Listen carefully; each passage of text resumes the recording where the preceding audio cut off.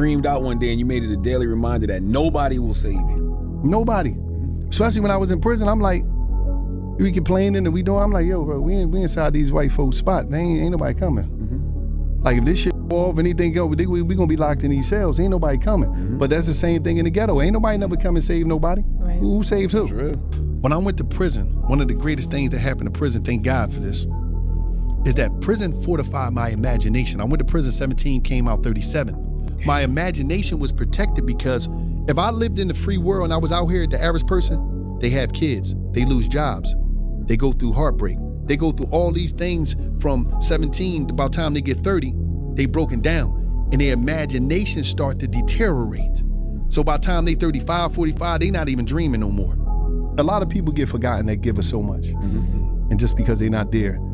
And I always feel like you really live when you outlived how much you lived. So I come out, I go in 17, come out 37, but I really come out with a 17-year-old imagination that I can do anything. There's people from our culture that outlive how much they live. You rather it's Basquiat, rather it's Tupac, certain people, they live longer after life than they did their life. Absolutely.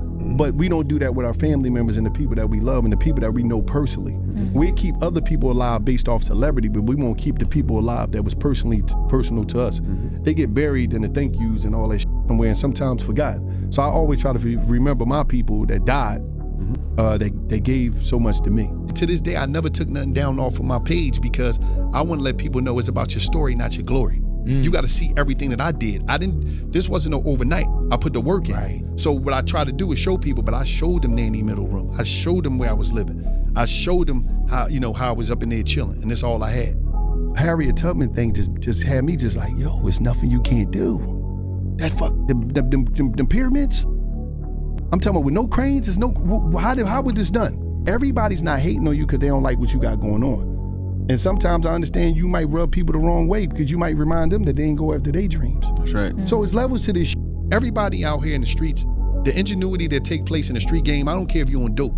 If you're a dope fiend out here, you get up every day and you figure out a way to get money to get that hit. Yeah. Until we start loving us on all levels, we're gonna be left behind. You're gonna get to the point where you could draw that blood, where you could put that spike in your arm if you want dope. You're gonna make sure you get the money today. You get up and you create some crazy ways.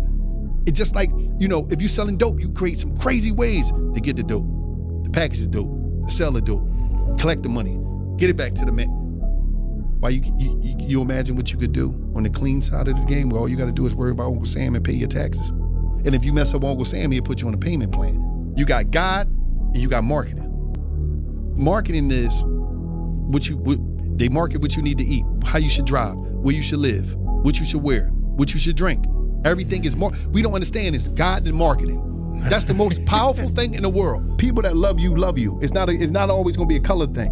And I know we fight so much to get us together, but at the end of the day, while you spend your time on this planet, you better love who love you and you better figure out who love you and who got your back. Everywhere you look, if you look in this room, all these different logos, everybody is telling you what to buy, what to drink, what to smoke, where to sleep, what to eat, who to love. Everything is marketed to you all day long. And I said, that's the most powerful thing in the world, marketing. That's why I live the life that I live. I do me. If I want to buy something, I buy it. If I want to go somewhere, I'm going to go somewhere. I'm not living my life based off of some fear shit. Because guess what? You know how many motherfuckers in the graveyard sitting there mad as shit? Damn, I should have got this. Damn, I should have went here. Damn, I should have done this. We don't do enough. We don't live enough. We don't put more positive energy out enough. The greatest thing that I ever did is forgive. Everybody want to be forgiven, but nobody want to forgive. That was the great, because it let this thing off my back where I ain't had to have this chip on my shoulder, where I ain't had to be angry, where I ain't had to be trying to fake look for somebody. And I was able to say, I can spend time with his kids, my family, and I could just focus on life. At the end of the day, I just try to put the best energy possible out there to our people to let them know, listen, man, we ain't got time. We ain't gonna be here forever. Love each other, do what you gotta do, and keep it moving. But one day you gotta get the out of here. Everybody, alarm clock come on different times. Mine's came on in the penitentiary, and I was able to connect with all that game. But you got some good dudes out here. The alarm clock just ain't come on yet. No matter how much you tell them, no matter how much they see it, they just can't be receptive to the information or even to your reality and to the experience or even to what you're sharing with them. They can't. They can't, because their alarm clock ain't. They not ready. Some people not ready to stop the bullshit. That's powerful. Yeah.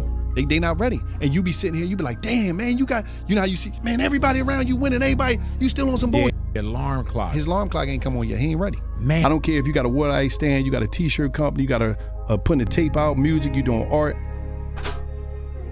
You 1 yes away from your world changing. Stop looking on Instagram and thinking everybody's beating you and you running late and you ain't enough. Don't never let nobody finesse you and tell you that you got to be this and you got to have this, you got to wear this, you got to go here, you got to live your life. Do you in every way possible.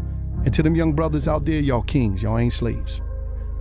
So what y'all got to do is y'all got to understand, y'all the most fearless group of young men ever on the history of life. This generation right now. That's right. This generation of young black men out here is the most fearless black men ever. Y'all do not give a Just imagine if y'all switch that up. Right. Imagine what you could do when you say, you know what? I don't want to be a drug dealer. I want to be a businessman. I don't want to be a killer. I want to be a healer. I want to be a giver. I'm saying it could change. God ain't gonna keep blessing you, man. You think God, listen, God gotta work with billions of people. You think God gonna just keep coming around blessing you? That's right. God ain't gonna keep blessing you. Take advantage of these blessings, keep doing your thing. And just know anytime you see Don't Stop Me, I'm gonna say something to you. I'm gonna tell you what's going on.